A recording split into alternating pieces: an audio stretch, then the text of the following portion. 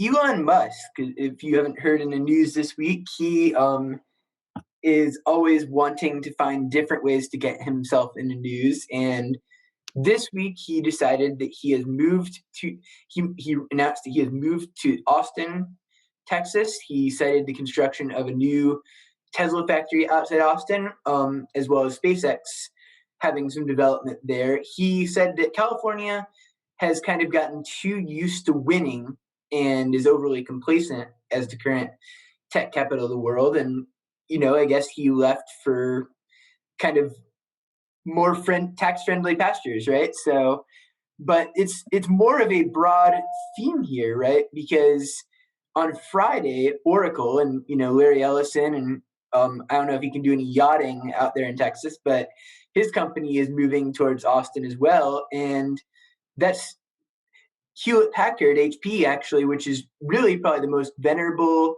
and one of the most synonymous companies with the Bay Area and Silicon Valley, announced it is moving to Houston. So Texas is winning this week. And so what are your thoughts?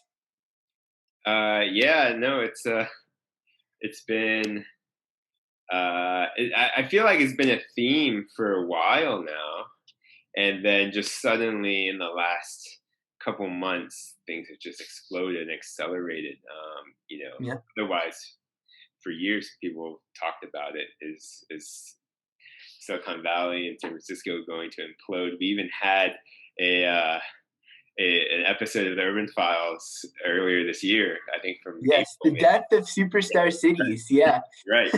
And we were specifically looking at San Francisco in our conversation. Yes. Talk to your friend and an urban planner in San Francisco. So, it's something that has been talked about and discussed ad nauseum for a long, long time. But it really seems like now we're reaching this sort of pivotal point where I'm starting to wonder if it really is true.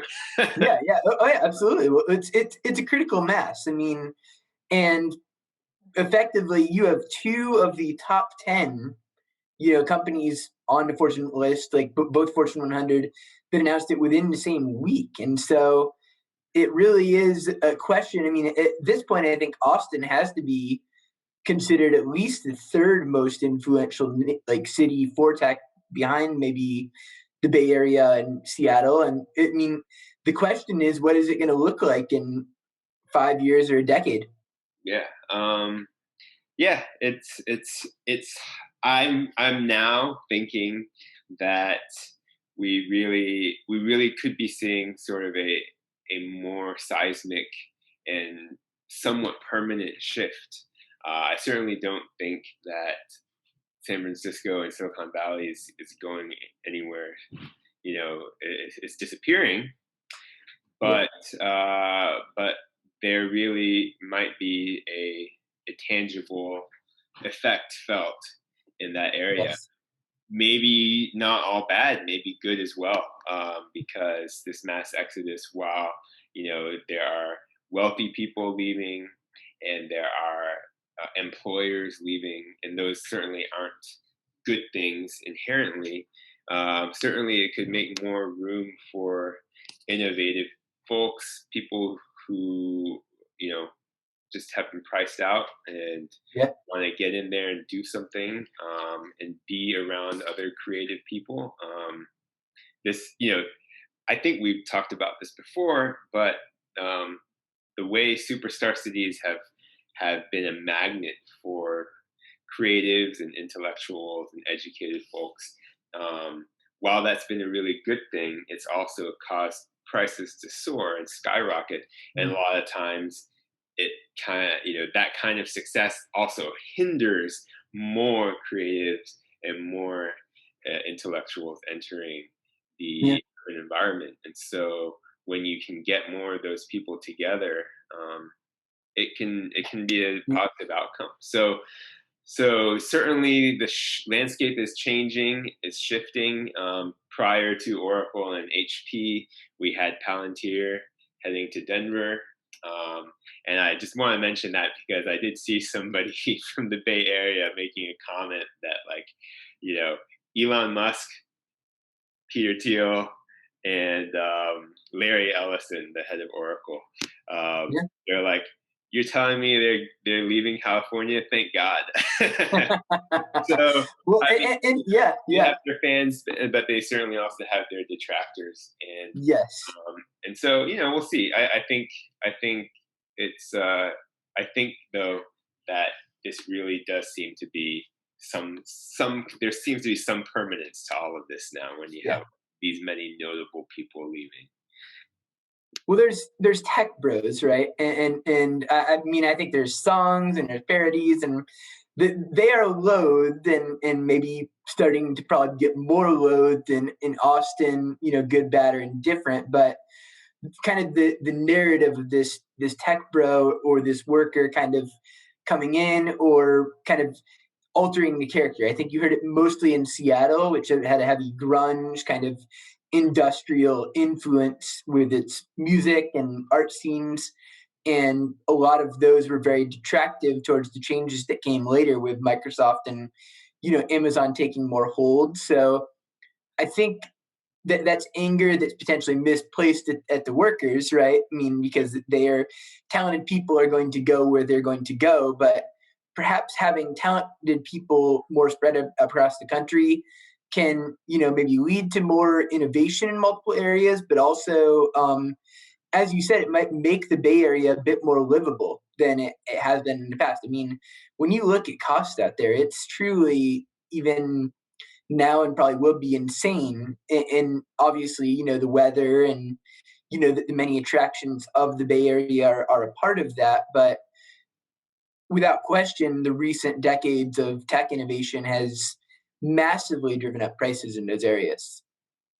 Yeah, yeah, for sure. So it'll be good to keep an eye on that. It'll also be interesting to keep an eye on whether these cities in Texas end up transforming in any significant way. Um, Yeah, if you do have a lot of people from one place coming to another place, there tends to be the Californication yeah, of these different destinations that a lot of right. ex-California residents end up in. And so we'll see whether Austin continues to maintain its sort of counterculture status or if it Yeah, yeah. goes away as well. Well, Um, that's the thing. Like Austin, to me, very much when I was there, felt more like a Denver or a West Coast city kind of, and just the attitude, kind of the general vibe that I felt there. Whereas, Houston's kind of a surprise here with it managing to be landing HP. I really don't have a ton of knowledge on their tech sector in general, but they're largely known for industry and for energy and all of that stuff and shipping. So it's a question of will Houston see a significant evolution now too? And I guess also, what does this mean for their cities? Because Texas isn't exactly known as the most traditionally urban place, but might this mean that some changes in that sense will be coming too? well, I mean, where HP wasn't the most traditionally urban either. Yeah, Silicon Valley, you have San Francisco, and then you have the Silicon Valley suburbs, which are a very different physical landscape. So, uh, yeah, yeah, Houston. Um, yeah, we'll see. I mean, um, obviously, Texas has the advantage of a very very low corporate tax, and I think certainly that is one large incentive for these companies to relocate. But we'll see what the relocation really means for HP. Whether it's sort of just a high level executive kind of movement. yeah, Of course, they already have they already had a presence there, and so it's yeah. not like they're building something from scratch. No. Um, since we're naming Texas cities, I was just going to throw in Dallas there. Dallas won about a year ago. They won Charles Schwab, who announced that they were moving their headquarters from San Francisco to Dallas. Yeah, And then more recently, just I think within the last month or two, they finalized that they would be completing that move at the beginning of next year. So yeah. So this is I mean, this has been announced for a year, but this is another one you can add to the list as far as companies moving from San Francisco to Texas. So Yeah. yeah, so it'll be interesting to see how all of these cities change over the coming decade.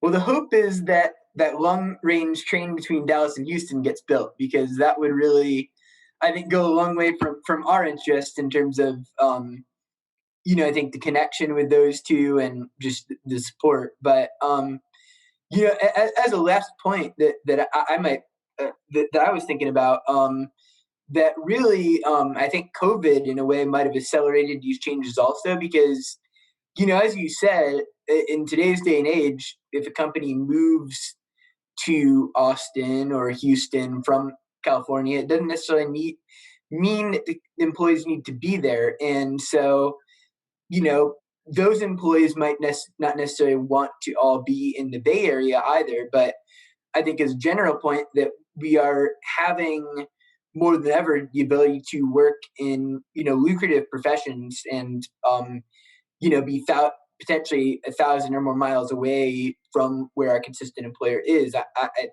I think I know an Oracle employee that basically is effectively able to do much of the work that they do already online. So I think maybe that might be contributing to kind of the tidal wave it seems like we're seeing. Yeah, for sure, for sure. And let's not lose sight of the fact that Facebook, Google, Apple, all these major companies, and I could go on. The list is hundreds of companies long. Yeah. I mean, there are plenty of companies staying there. Oh yeah. Probably not going to move anytime soon, considering how much money the ones I named have invested into their infrastructure there. Very recently, Salesforce. We've talked about Salesforce's massive, a big tower there. Yeah. So I mean, a lot of them have kind of committed for the foreseeable future, and so just don't want to overstate it too much. But certainly will be interesting to watch how Texas transforms, and in particular for San Francisco, I think what happens with real estate prices, rent prices, and whether it becomes more affordable for more people. And also in Texas too, because I mean, Austin is one of those places where people are starting to complain about the unaffordability. So it's kind of a story we've seen before. Yep, exactly. So cool. All right, Chuck. We'll catch up next time. Fun. It was fun. Yes. Yep.